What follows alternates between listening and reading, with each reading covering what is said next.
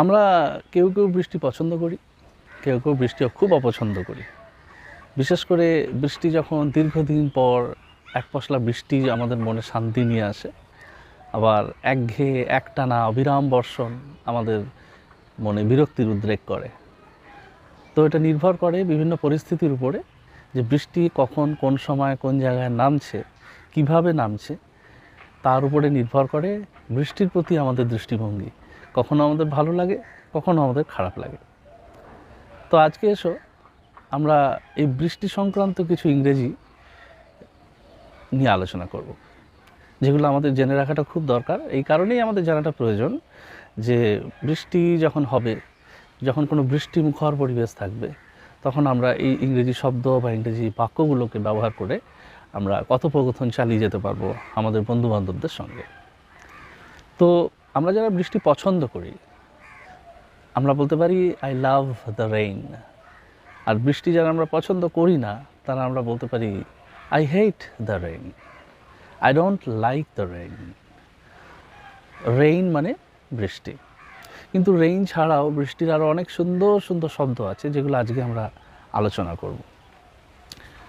তো I love the rain, আমি বৃষ্টি পছন্দ করি। আই হেট দ্য রেইন, আমি বৃষ্টি অপছন্দ করি। এখন ব্যাপারটা হচ্ছে যে বৃষ্টি যে আমরা পছন্দ করি বা অপছন্দ করি, এই বৃষ্টির বিভিন্ন ধরন আছে। কখনো বৃষ্টি খুব হালকাভাবে নামে, তুলোর মতো বৃষ্টি নামে, যে বৃষ্টিটা আমরা অনুভব করি যে বৃষ্টিটা পড়ছে, কিন্তু আমরা ভিজে যাই না।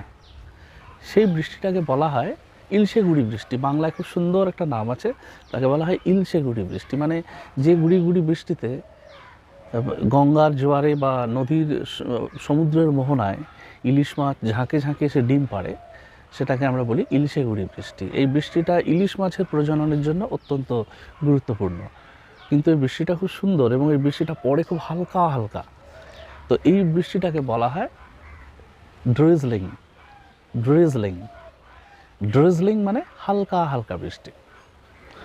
এর থেকেও একটা হালকা বৃষ্টি হয়, যে বৃষ্টিটা তুমি হয়তো বাইরে গেছো, বাড়ির বাইরে গেছো, দেখছো মেঘ করে আছে চারদিকে, তো the sky is covered with a blanket of a black cloud. তো তখন তুমি দেখছো যে কালো মেঘ করে আছে, কিন্তু হালকা হালকা বৃষ্টি পড়ছে, খুব কম, মানে পিটপিট করে বৃষ্টিটা পড়ছে। সেটাকে বলতে পারো স্পিটিং। স্পিটিং। তো স্পিটের আরেকটা অর্থ আছে ইংরেজিতে, যাকে থুতু ফেলা বলে। এটা হচ্ছে স্পিটিং। তাহলে এখানে স্পিটিং কেন বলছে? এটা বেশ মজার অর্থ একটা হতে পারে, যদি প্রকৃতি দেবী আমাদের দিকে যখন থুতু ছুঁড়ে দিচ্ছেন এবং থুতু ছেটাচ্ছেন, দ্যাট ইজ স্পিটিং। এটা মজা করে বললাম।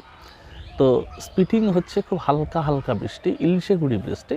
আমরা বলতে পারি ড্রিজলিং, কিংবা আমরা বলতে পারি স্পিটিং। এ দুটো আমরা বলতে পারি। কিন্তু যখন খুব বৃষ্টি নামে, যখন হুড়মুড়িয়ে বৃষ্টি নামে, তখন আমরা কি বলবো? তখন আমরা সকালবেলায় যখন চা খাই, তখন আমরা কি করি? যিনি আমাদের চা দেন, হয়তো মা আমাদের চা দিচ্ছেন বা বাড়ির কোনো সদস্য চা দিচ্ছেন আমাদের, কি করা হয়? চায়ের যে মূল পাত্র, সেখান থেকে চা ঢেলে দেওয়া হয়, তাই না? এই যে ঢেলে দেওয়া, এটাকে ইংরেজিতে কী বলে?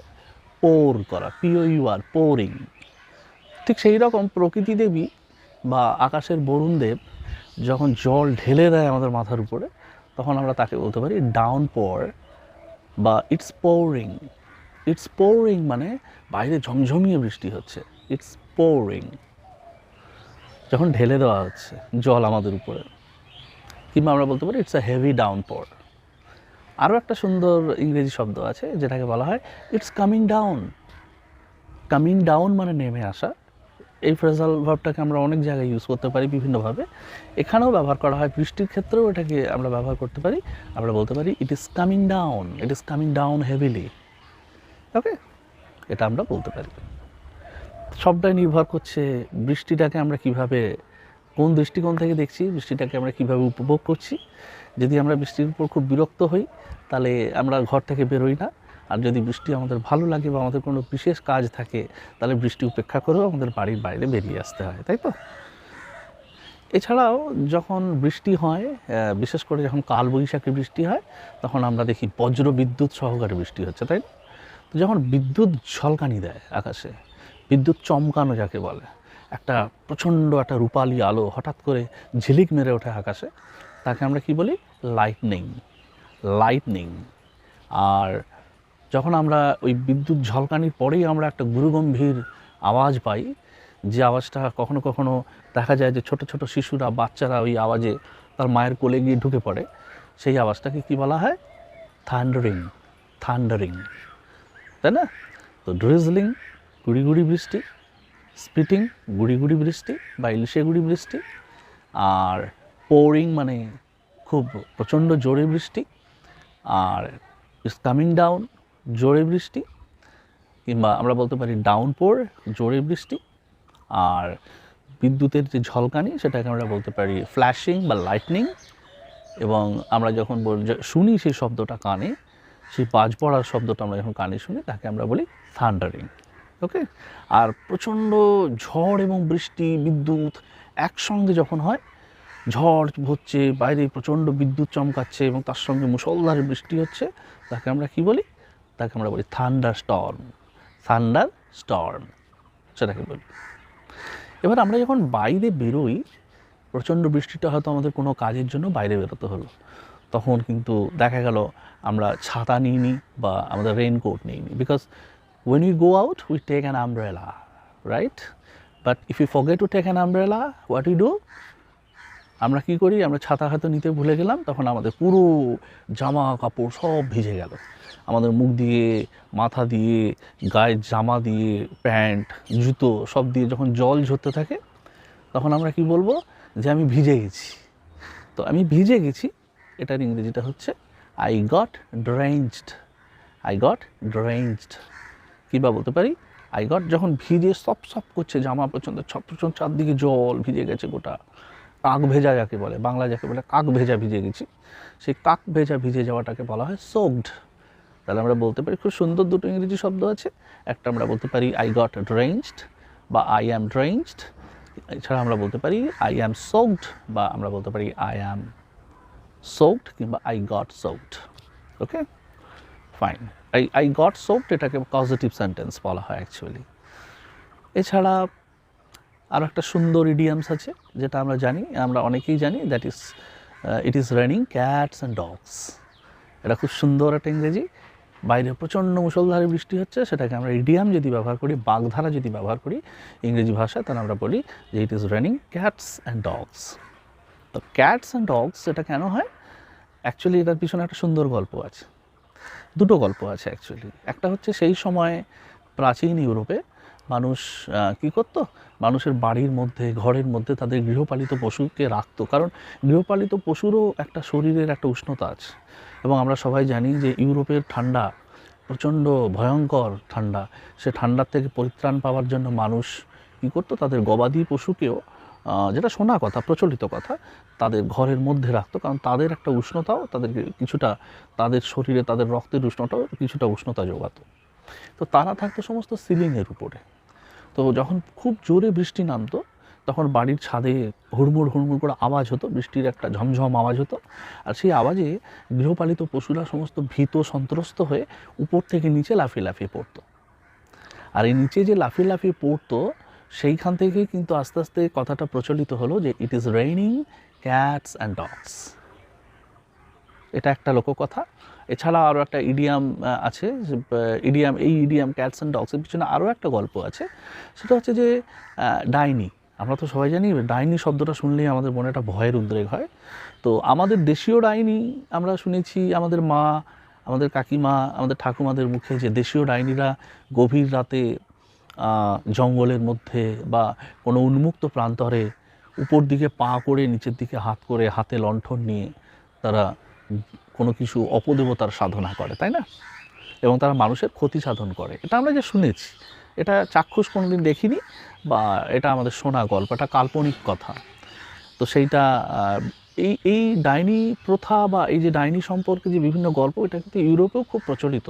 এবং হ্যারি পটার সিনেমাটার মধ্যে বা হ্যারি পটার গল্পের মধ্যে, জেকে রাউলিংয়ের সেই বিখ্যাত হ্যারি পটারের মধ্যে আমরা কিন্তু এই ডাইনির উইচক্রাফট, যাকে ইংরেজিতে বলা হয়, সেটা আমরা পেয়েছি। তো কী হতো? ইউরোপের ডাইনিরা আবার একটু অন্যরকম। ইউরোপের ডাইনিরা কী করতো? উড়ে উড়ে বেড়াতো আকাশে। যখন রাত্রি নামতো, তখন উড়ে উড়ে উড়ে বেড়াতো। আর তারা কিসের উপর উঠতো? তারা একটা ঝাঁটার উপর উঠতো, একটা বড় ঝাঁটা থাকতো, সেই ঝাঁটার উপর চড়ে একটা কালো বিড়াল সঙ্গে নিয়ে, কালো বিড়াল দ্য ব্ল্যাক ক্যাটটা থাকতো হচ্ছে সেই সমস্ত ডাইনিদের একটা কী বলবো প্রতীক। সে কালো বিড়ালকে নিয়ে সে সমস্ত ডাইনিরা আকাশে আকাশে উড়ে বেড়াতো, আর মানুষের বাড়ির উপরে তারা কী করতো? কালো বিড়ালটাকে নিক্ষেপ করতো বৃষ্টির সময়। তো সেই থেকেও চালু হয়ে গেছিলো কথা যে it is raining cats and dogs. তো এটার পিছনে কতটা সত্যতা আছে সে বিষয়ে আমার অতটা ধারণা নেই, কিন্তু আমি এই গল্পগুলো শুনেছি বিভিন্ন জায়গা থেকে, আমার ইউরোপিয়ান ফ্রেন্ডসদের কাছ থেকে, বন্ধুদের কাছ থেকে। তো যাই হোক, গল্পগুলি খুব সুন্দর, চিত্তাকর্ষক, মনোরঞ্জক এবং ভালোও লাগে। তো এটা হচ্ছে এই রেনিং ক্যাটস অ্যান্ড ডগস এর পিছনে তার একটা এই যে শব্দটা আমরা ব্যবহার করি রেনিং ক্যাটস অ্যান্ড ডগস, তার পিছনে এটার একটা কারণ রয়েছে বলে মনে হয়। তো এই হচ্ছে ব্যাপার। তাহলে যদি একটু সংক্ষিপ্ত সার করি, যেটা আমরা আলোচনা করলাম, যে আমরা যখন রেইনকে পছন্দ করি আমরা বলতে পারি আই লাভ দ্য রেইন। আমরা রেইনকে যখন অপছন্দ করি, বৃষ্টির প্রতি আমরা বিরক্ত, তখন আমরা বলতে পারি আই হেট দ্য রেইন। যখন হালকা হালকা ইলশে গুঁড়ি বৃষ্টি হয় তখন এটাকে বলা হয় স্পিটিং, কিংবা বলতে পারি ড্রিজলিং। আর যখন খুব জোরে বৃষ্টি হয় তখন বলতে পারি ডাউনপোর বা ইট ইজ কামিং ডাউন, কিংবা আমরা বলতে পারি ইট ইজ পোরিং, তাই না? কিংবা আমরা বলতে পারি ইট ইজ রেইনিং হেভিলি, তাই তো? আর এছাড়া যখন আমরা পরিপূর্ণভাবে ভিজে যাই, গোটা গা হাত পা আমাদের ভিজে যায়, আমরা বলতে পারি আই গট ড্রেঞ্চড বা আই গট সোকড। এই সমস্ত শব্দগুলো আমরা কথা বলার সময় আমাদের দৈনন্দিন জীবনে বৃষ্টি যখন চলে, হয়তো যখন বৃষ্টি হয় তখন আমরা ফ্রেন্ডসদের সঙ্গে, আমাদের আত্মীয় স্বজনদের সঙ্গে, অন্য কারোর সঙ্গে ইংরেজি কথোপকথনের জন্য, ইংরেজি ভাষায় নিজেকে কমিউনিকেট করার জন্য আমরা এই শব্দগুলো ব্যবহার করতে পারি, এই বাক্যগুলো ব্যবহার করতে পারি। তাহলে এই যে আলোচনাটা আমরা করলাম, এই শব্দগুলোকে আরেকবার বারবার করে ঘুরিয়ে ঘুরিয়ে দেখো, এবং আমার পরামর্শ থাকবে যে এই শব্দগুলোকে নিয়ে 5-6টা করে সেন্টেন্স তৈরি করো এবং সেই সেন্টেন্সগুলোকে অ্যাপ্লাই করার চেষ্টা করো, অর্থাৎ প্রয়োগ করার চেষ্টা করো রিয়েল টাইমে বা রিয়েল লাইফে। ফ্রেন্ডসদের সঙ্গে কথা বলার সময়, চ্যাট করার সময়, ফোনে গল্প করার সময় you can use those sentences to bring some flavour, কিছু সুন্দর নতুন একটু সুন্দর এসেন্স, একটা ফ্লেভার আনার জন্য কথোপকথনের মধ্যে, তাই না? কারণ ভাষাকে তুমি যত সুন্দর করে ব্যবহার করবে, তত যে শুনবে বা যে বলবে তার মাধুর্যটা একটা আলাদা রয়েছে। কারণ ভাষাই পারে একমাত্র সম্পর্ককে সুদৃঢ় করতে, সম্পর্ককে সুন্দর করতে, সম্পর্ককে একটা মজবুত ভিত্তিভূমির উপর দাঁড় করাতে। ভাষা এই জন্যই এত সুন্দর, কারণ ভাষাই জীবন, জীবনই ভাষা। ধন্যবাদ, দেখা হচ্ছে পরের ভিডিওতে। সেই সময়টুকু তোমরা ভালো থেকো। This is Abhi Bhattacharya from Red Rose Institute. Till then, you all take care. Bye-bye.